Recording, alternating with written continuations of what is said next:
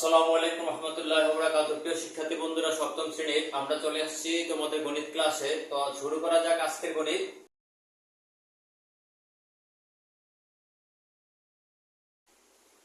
আমরা 13 নম্বর প্রবলেমে যদি তাকাই, তাহলে আমরা 13 নম্বর প্রবলেমে দেখি যে হাবিবা হালিমা একটি কাজ 20 দিনে করতে পারে। হাবিবা হালিমা একত্রে 8 দিন কাজ করার পর হাবিবা চলে গেল। হাবিবা বাকি কাজ 21 দিনে শেষ করলো। সম্পূর্ণ কাজটি হালিমা একাকী কত দিনে করতে পারে? অর্থাৎ তোমাদেরকে যদি আমি একটু বুঝিয়ে দিতে চাই, তাহলে এরকম বিষয়টা হতে পারে যে ধরো একটা কাজ, এই কাজটা হাবিবা এবং হালিমা একত্রে করতে 20 দিন সময় লাগে। অর্থাৎ এই কাজটা করতে হাবিবা হালিমার 20 দিন লাগে, কিন্তু এখানে কি ঘটলো যে হাবিবা এবং হালিমা একত্রে কাজটা 8 দিন করলো। কতদিন করলো? 8 দিন। তো 8 দিন করার পরে বাকি যে কাজটুকু ছিল সেই কাজটুকু হাবিবা একাকী 21 দিনে শেষ করলো। তাহলে এখানে প্রশ্ন করা হলো যে সম্পূর্ণ কাজটি হালিমা একাকী কত দিনে করতে পারতো, এটা ছিল আমাদের প্রশ্ন। তো আমরা প্রথমে যে জিনিসটা বের করবো যে হাবিবা এবং হালিমা 20 দিনে যে কাজটা করতে পারে, সেই কাজটা যেহেতু তারা 8 দিন কাজটা কমপ্লিট 8 দিন কাজটা করেছে, তো 8 দিনে তারা কতটুকু কাজ করছে এটা আমাদেরকে প্রথমে জানতে হবে। হাবিবা এবং হালিমা, হাবিবা এবং হালিমা 20 দিনে করে এক অংশ কাজ।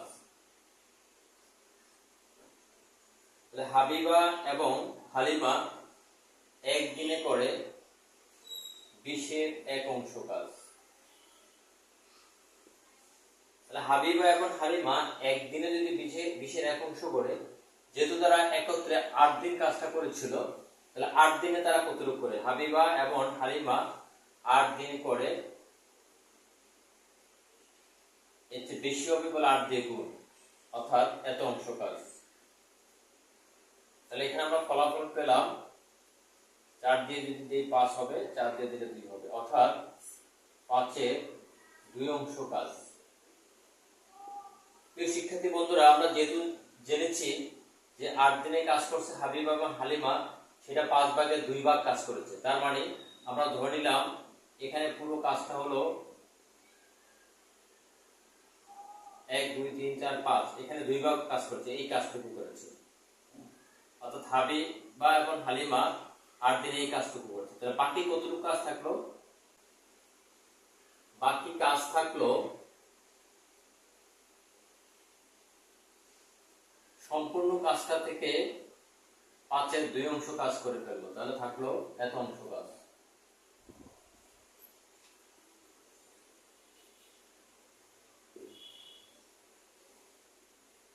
পাঁচের 3 অংশ কাজ অবশিষ্ট থাকলো।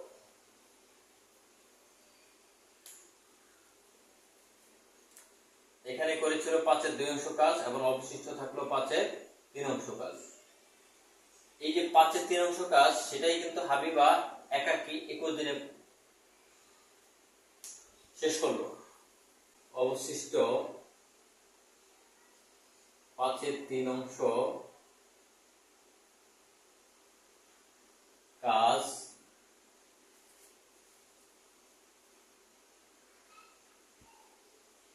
হাবিবা করে 21 দিনে।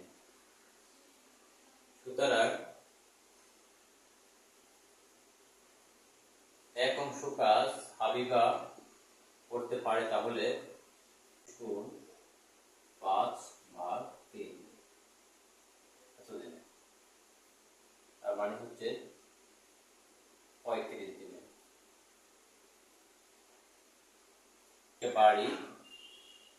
একটা বাড়ির কাজ কমপ্লিট করতে শ্রমিক 30 জন এবং দিন সময় লাগে 20 দিন। আমরা এটা ধরে নিলাম 20 দিনে 30 জনে করে, 20 দিনে 30 জন শ্রমিক করে এক অংশ কাজ।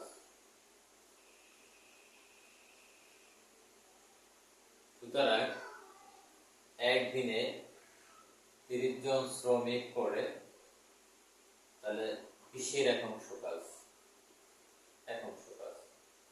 যেহেতু কাজটা 10 দিন করছে, সুতরাং আমরা লিখতে পারি 10 দিনে 30 জন শ্রমিক কাজটা করে, আর একটু বেশি হবে, 1 গুণ 10, এত অংশ কাজ করে।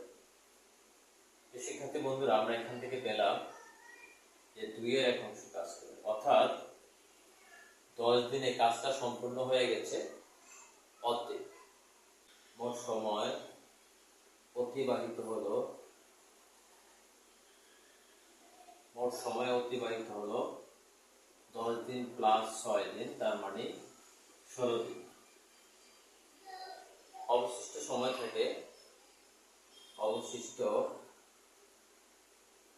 থাকে 20 দিনের থেকে 16 দিন আমরা যদি বাদ দিতে থাকে 4 দিন, অর্থাৎ 4 দিনে আমরা বাকি অর্ধেক কাজ সম্পূর্ণ করতে হবে, 4 দিন। এখন 10 দিনে 2-এর একাংশ কাজ করে,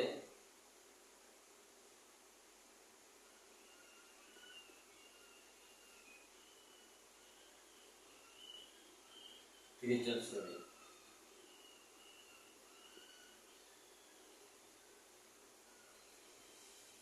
সুতরাং একদিনে 2-এর একাংশ কাজ করতে পারে, শ্রমিক বেশি লাগবে, তার মানে 30 গুণ 10, এতজন শ্রমিক। আমি 10 দিনের কাজটা যদি একদিনে করতে চাই ওই কাজটুকুই, তাহলে আমাকে শ্রমিক আরো বেশি লাগবে, তারপরে আমাকে গুণ দিতে হবে। এখন একদিনে কাজটা যদি আমি 4 দিনে করতে চাই ওই একই রকম কাজ, তাহলে এখানে হবে 30 গুণ 10 আর 4, তার মানে হচ্ছে আমি 2 দিয়ে যখন ভাগ দেব, 2 ভাগে এটা 5 হবে, 2 দিয়ে যখন ভাগ দেব এখানে 15 হবে, তার মানে হচ্ছে এতজন শ্রমিক, অর্থাৎ 5-15 75 জন শ্রমিক লাগবে। কাজটুকু নির্ধারিত সময়ে শেষ করতে 75 জন শ্রমিক লাগবে, 75 জন লাগবে।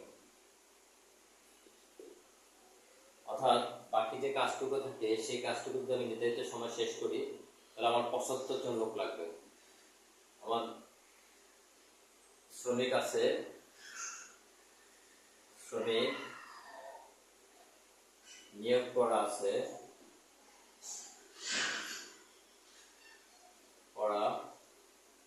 আছে 30 জন।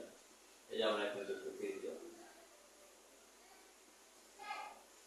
সুতরাং অতিরিক্ত শ্রমিক লাগবে 75 বিয়োগ 30 সমান